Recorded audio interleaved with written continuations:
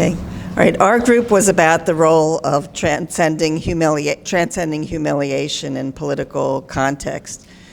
And we started out talking about the U.S. context where Trump has an appeal to a specific one of several subgroups of people who have a feeling of inferiority and humiliation, specifically poorly educated, low information voters that are vulnerable to manipulation and who feel a sense of envy and are in fact insulted by people that they call the elites, and how many of our politicians and even Democratic candidates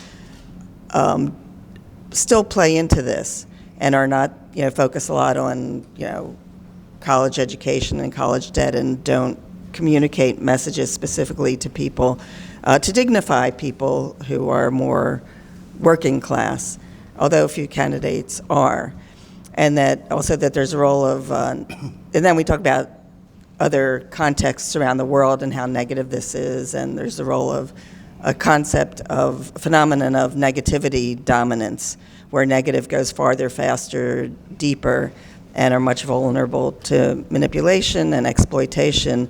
Whereas to overcome that, we have to be more clever, creative, organized, and numerous, and looking for examples of how to appeal to people, and that we need politicians who can say there's a lot of psychic energy that's up for grabs, and that we need people and leaders and media to help people feel good in a way that's not toxic, so that they're not vulnerable, susceptible to that kind of manipulation, and to train leaders to do that. This was probably one of the most difficult and challenging discussions I think I've had since I've been coming to the Human Dignity conferences. That is, how do you bring, from at least one perspective, human dignity to power?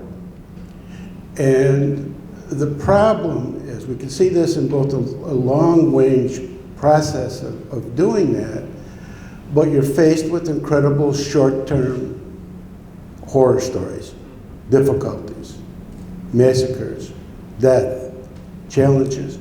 Vincent's experience brought that clear to us from war zones around the world, that you can't just, the process, we used to talk about thinking globally, acting locally.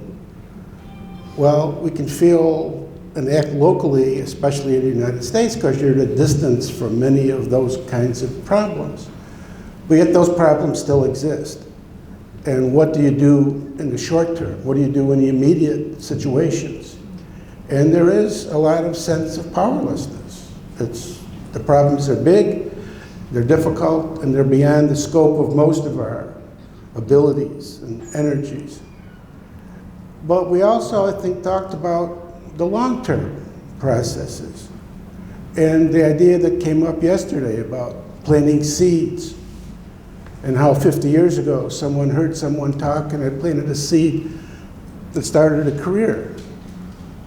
And I think, at least from my perspective, the idea that we start making dignity a part of the conversation, even at local levels. My guess is we haven't heard the human dignity phrase used in our political discourse in the past 2 or 3 years, past 10 years, ever.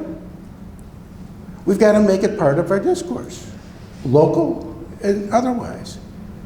Go to a local city council meeting and ask, what are you doing to enhance the dignity of your population? If you don't ask about it, nobody will think about it. And it changes the discourse. And I think that's an important message that we can send to the world. Okay? You got that? Let me just... I'll never get this out since I can't get it. Yeah. Peter brought up... okay. Yeah. Peter brought up a point to me, and before I started doing this work 5 years ago, that I basically thought, like most everyone else, I was complacent. I was wrapped up in my own work. I was, before I started doing this, I was actually a very, very well-known Hong Kong film star I've done films with Jackie Chan and all this stuff. So I was wrapped up in this whole world. And I'll just tell you the story of how it changed for me. 5 years ago, I was doing close protection work for a very wealthy family from Sweden. They were building infrastructure throughout Central Africa, from Ghana to Kenya. So I was doing this work of close protection, and we were visiting a shelter where children had just been rescued from slavery. They were about 15 children sitting on a step between the ages of 5 to 15 years old. Mostly boys, but some girls. And when I saw the look in their eyes, their actually eyes looked like sharks' eyes. There was no emotion. You could see the fear, the trepidation. And I'm doing this job of close protection, yet I'm starting to get emotional and my eyes start welling up. And I actually had to turn and look away and get back into the position of doing my job. But that look has stayed with me until this day. I just didn't know how I was going to get involved and how it would start for me. But the look in their eyes just changed my life. And the interesting thing was we couldn't stay too long because the leader of the organization said that the children would think that we are white slavers coming to take them once again. So we had to leave. But from that day, my life has surely changed, and we've been very successful in rescuing over like 2,000 children to this day. So I just thought I'd share that with you. Thank you. So I have the unenviable task of trying to wrap up what was a very challenging conversation. And just to say that even though we heard very sad stories and very frustrating stories, and we looked at the state of the world with a lot of the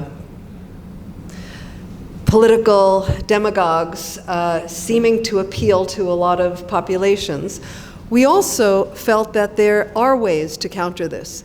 And one is bringing dignity to the conversation. And someone else said we need a 100-year plan, because this is really beyond a generation. And that we need to start thinking how to bring this to our everyday lives, to our community boards, to our politicians.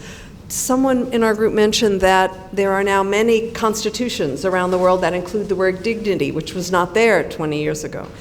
And we need to bring it to international circles and the UN and get dignity really to be embraced and become a matter of course. And by planting seeds like this meeting, thank you, Evelyn, we can do that. And we have to bring that back and do it in all of our situations. And I think I'll stop there unless our group has something to add. Okay, thank you. Thank you.